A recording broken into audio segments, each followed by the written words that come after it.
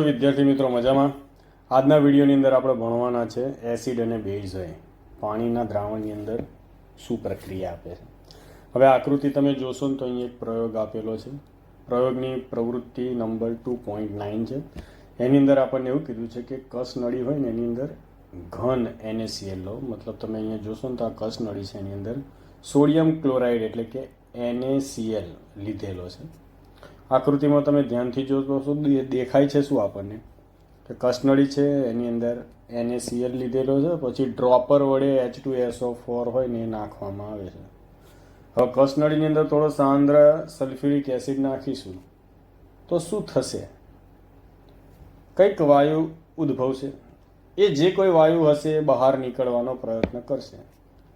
અહીંયા લખ્યું છે, તમે શું અવલોકન કરો છો? શું વિમોચન નળીમાંથી વાયુ બહાર નીકળે છે? મતલબ અહીંયાથી વિમોચન જે નળી હોય એમાંથી વાયુ બહાર નીકળે છે એ જોવાનું. જો વાયુ બહાર નીકળે છે તો કરવાનું શું છે? અહીંયા લિટમસ પેપર પકડેલું છે એક હાથની અંદર, તો વાયુ ક્યાં અથડાવવાનો છે? લિટમસ પેપરમાં. તો શું લિટમસ પેપર હશે એ રંગ પરિવર્તન આવશે? મતલબ કે આખો આપણે જે પ્રયોગ કરીશું ને એ પ્રયોગ દરમિયાન કંઈક વાયુ ઉત્પન્ન થવાનો છે. એ વાયુ હું તમને કહી દઉં, HCl વાયુ છે, મતલબ કે એસિડ ઉત્પન્ન થવાનો છે. આ HCl વાયુ હશે ને એ આ લિટમસ પેપર ઉપર રંગ પરિવર્તન આપે છે કે નહીં, આ પ્રયોગ આપણે કરવાનો છે. આમ જોવા જઈએ તો આ લખ્યું છે ને પ્રયોગ, એનો હેતુ કેવો હોવો જોઈએ કે શુષ્ક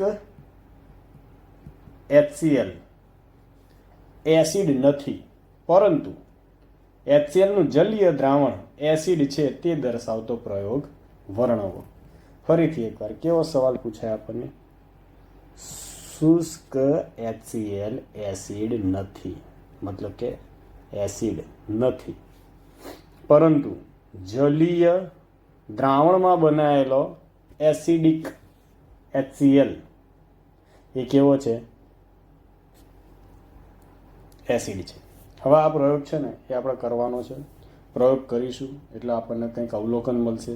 અહીંયા આપણને એવું લખ્યું છે, શિક્ષક માટે નોંધ. વાતાવરણ જો ભેજવાળું હોય ને તો કેલ્શિયમ ક્લોરાઇડ ધરાવતી રક્ષક નળી હોય ને એનો ઉપયોગ કરવાનો. એ રક્ષક નળી ક્યાં ગોઠવવાની રહેશે? અહીંયા. જો ભેજ હશે ને તો ભેજ હશે ને એને શું કરી દેશે? શોષી લેશે અને આપણને શુષ્ક HCl આપશે. હવે આ પ્રયોગ સૂચવે છે કે પાણીમાં HClમાં હાઇડ્રોજન આયનો ઉદ્ભવે. પાણીની ગેરહાજરીમાં H+ આયન ઉદ્ભવતો નથી. મતલબ આખો પ્રયોગ કર્યો, પ્રયોગના અંતે આપણને અવલોકન મળ્યું. અવલોકન એવું મળ્યું કે આ શુષ્ક HCl હોય છે ને એ લિટમસ પેપરને રંગ પરિવર્તન દર્શાવતો નથી, પણ જલીય દ્રાવણ હતું ને એની અંદર એ રંગ પરિવર્તન દર્શાવે છે. મતલબ કે જલીય દ્રાવણની અંદર એ H+ આયન આપે છે. આપણને રાસાયણિક પ્રક્રિયા પણ આપી છે. જો HCl plus H2O gives H3O+. આ H3O+ છે ને એનું એક નામ છે હાઇડ્રોનિયમ આયન. તમે H+ આયન અને H3O+ આયન એ બંને એક જ વસ્તુ છે એવું સમજજો, મતલબ કે એસિડ જ છે એવું સમજવાનું. આ હાઇડ્રોનિયમ આયન છે એ pHના માપક્રમની અંદર આગળ વપરાવાનો છે. આપણે જોયું છે કે એસિડ પાણીમાંથી હાઇડ્રોનિયમ આયન અથવા તો H+ આયન આપે છે. હવે આપણે શું કરવાનું? આ જ વસ્તુ બેઝ સાથે કરવાની છે. જો આપણે બેઝ જોડે કરીશું, પાણીની અંદર શું નાખીશું? બેઝ. તો બેઝ નાખીશું તો OH- આયન ઉત્પન્ન થવાનો છે, અને OH- આયન ઉત્પન્ન થશે એ શું કરશે? લિટમસ પેપરને ફરથી રંગ પરિવર્તન દર્શાવશે. અહીં એક ભણવાની વસ્તુ શું હોય તમે જુઓ, KOH, MgOH આ બધા બેઝિક પદાર્થ છે. મતલબ આને આપણે હું બેઝિક પદાર્થ કહી શકું? તો તમે કહેશો હા. હાઇડ્રોક્સાઇડ આયન ઉત્પન્ન કરે એટલે આપણે આને બેઝ પદાર્થ કહીશું. પણ અહીં શું લખ્યું છે? પાણીમાં દ્રાવ્ય બેઝને આલ્કલી કહે છે. આ સેન્ટેન્સ સમજવા જેવું છે. મોટા ભાગના વિદ્યાર્થીઓ છે ને એમના આમાં લોચાપલ હશે કે આલ્કલી શબ્દ કેમ વાપર્યો, તમે બેઝિક શબ્દ કેમ ના વાપર્યો? તો હું તમને સમજાવી દઉં. કે Mg Na આ બધી સક્રિય ધાતુઓ છે. સક્રિય ધાતુ જ્યારે OH જોડે જોઈન્ટ થાય ને એટલે સક્રિય ધાતુના હાઇડ્રોક્સાઇડ બનાવે, અને સક્રિય ધાતુના હાઇડ્રોક્સાઇડ હોય છે ને પાણીની અંદર OH- આયન ઉત્પન્ન કરે છે. એટલા માટે આપણે એને આલ્કલી ધાતુ કહીએ છીએ. બાકી બીજા હાઇડ્રોક્સાઇડ છે જેવા કે ZnOH twice, FeOH twice, CuOH twice. આ છે ને જલીય દ્રાવણની અંદર OH માઇનસ ઉત્પન્ન કરતા નથી. અહીં લખ્યું છે તમામ બેઝ પાણીમાં દ્રાવ્ય નથી. દ્રાવ્ય જ નથી તો OH ઉત્પન્ન જ નહીં થવાના. આલ્કલી એવા બેઝ છે જે પાણીની અંદર જ ઓગળે, મતલબ પાણીની અંદર OH માઇનસ આયન આપે. એનો સ્પર્શ કોના જેવો હોય તો સાબુ જેવો હોય, ચીકણા હોય, તુરા હોય, ક્ષારણ કરે. એટલા માટે આપણે આને આલ્કલી શબ્દ આપ્યો છે. આલ્કલી કોને કહેવાય? ફરીથી એકવાર, પાણીની અંદર જે દ્રાવ્ય થાય OH માઇનસ ઉત્પન્ન કરે એને જ આપણે શું કહીશું? આલ્કલી કહીશું. અંતે આપણને એટલી ખબર પડી ગઈ કે એસિડ હોય ને H પ્લસ આયન ઉત્પન્ન કરે, બેઝ હોય ને એ OH માઇનસ આયન ઉત્પન્ન કરે. અને આ જ હતો એસિડ અને બેઝ એનો રાસાયણિક ગુણધર્મ. હવે આપણે એક વસ્તુ સમજવાની છે. પ્રવૃત્તિ નંબર 2.10 એની અંદર લખ્યું છે એક બીકર લો, 10 ml પાણી લો, થોડા ટીપા સાંદ્ર H2SO4 ઉમેરો, બીકરના ધીમે ધીમે ગોળ ગોળ ફેરવો, બીકરના તળિયે સ્પર્શ કરો. શું તાપમાનમાં ફેરફાર થાય છે?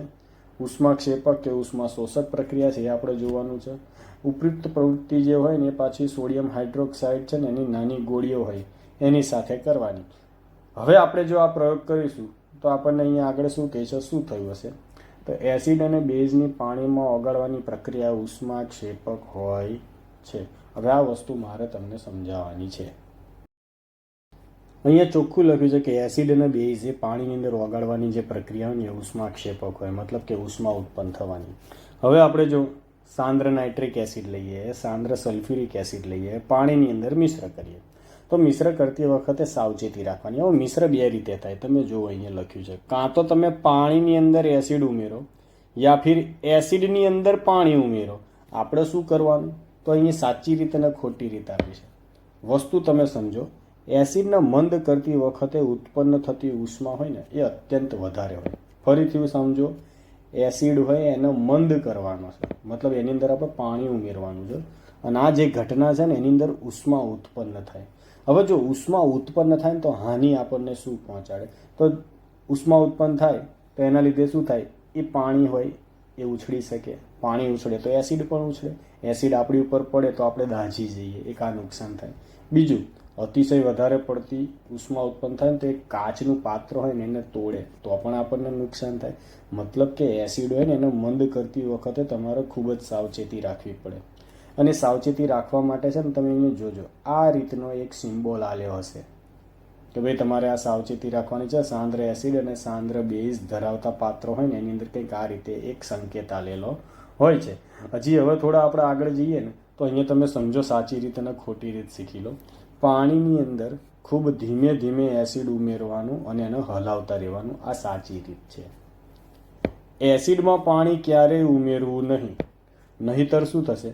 ઉષ્માના કારણે ઉછળી શકે, દાઝી જવાય અથવા તો કાચનું પાત્ર તૂટી જાય. સાચી રીત કઈ છે? પાણીની અંદર એસિડ નાખવાનું, એસિડમાં પાણી નહીં નાખવાનું. હવે આ પાણીની અંદર એસિડ નાખવાનું, બરાબર, એ તો આપણને ખબર પડી ગઈ. અહીં એક શબ્દ આવ્યો કે મંદ કરવું. આ મંદ કરવું એ શું છે?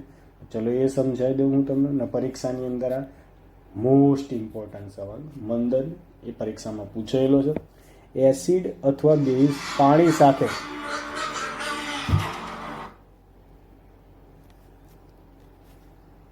એસિડ અથવા બેઝ પાણી સાથે મિક્સર કરતા એકમ કદ દીઠ આયનો હોય એની સાંદ્રતામાં ઘટાડો થાય છે. મતલબ જેમ જેમ આપણે પાણી વધશે ને એમ એમ શું થશે? આ જે આયનો છે ને એની સાંદ્રતામાં ઘટાડો થશે અને એને જ આપણે શું કહીએ છીએ? મંદન કહીએ છીએ. હવે એસિડ અને બેઝ એ બંને હોય એને મંદ કરવાનું હોય તો એને નામ આપી દીધા છે કે એસિડ અથવા બેઝને મંદ એસિડ અથવા તો મંદ બેઝ કહેવાય. કેમ કે હવે મંદ થઈ ગયા છે, એની અંદર પાણીની માત્રા વધી ગઈ છે અને આયનની માત્રા છે એ એકમ કદ દીઠ ઘટી ગઈ છે.